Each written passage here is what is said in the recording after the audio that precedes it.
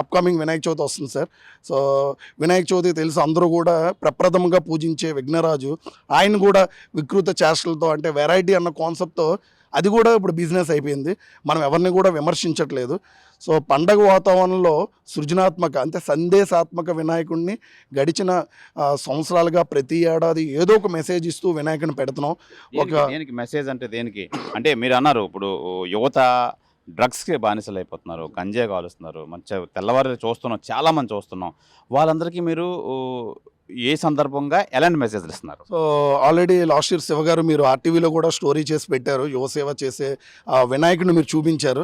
So వినాయకుడి రూపానికి ఎటువంటి భగ్నం కలిగించకుండా సాక్షాత్తు వినాయకుడు గజరాజే ఏదైతే ఆ సిరంజెస్ కానీ నీడిల్స్ కానీ భూస్థాపితం చేస్తున్నట్టుగా ఉక్కుపాదం మోపుతున్నట్టుగా వినాయకుడిని చిత్రీకరించి ఆ సైడ్ ఉన్నటువంటి మూషిక నమూనాలతో డ్రగ్స్కి బానిస అవ్వద్దు, సో ఒక ఎలక గంజాయి తీసుకుంటూ ఇంకో ఎలక వచ్చి అది తప్పు అని చెప్పి హెచ్చరిస్తున్నట్టుగా, అలాగే వినాయకుడే సాక్షాత్తు డాక్టర్ రూపంలో కౌన్సిలింగ్ ఇస్తున్నట్టుగా ఆ బోర్డులన్నీ పెట్టి అక్కడ వచ్చిన డివోటీస్కి ప్రసాదం బదులు ఒక చిన్న సందేశం అంటే సందేశాత్మక వినాయకుడిని ఈ విధంగా మనం గడిచిన కాలంలో పెడుతూ చాలా వరకు సక్సెస్ అవుతూ వచ్చాం. ఎందుకంటే పర్యావరణం సే నో టు ప్లాస్టిక్ అని ఒక ఏడాది పెట్టాం.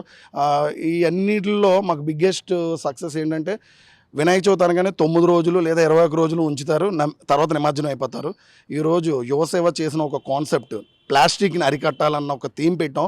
6 సంవత్సరాల కిందట పెట్టిన వినాయకుడి కాన్సెప్ట్ నేటికి మన విశాఖ మ్యూజియం ఏదైతే సాగర్ తీరంలో ఉందో మ్యూజియంలో చోటు దక్కించుకొని ఇప్పటికీ నేను పెట్టినటువంటి ఆ మూషిక నమూనాలు వైజాగ్ మ్యూజియంలో ఫస్ట్ ఫ్లోర్లో పెట్టి ఎంతోమంది టూరిస్టులకి అవగాహన అయితే కల్పిస్తున్నాయి సార్.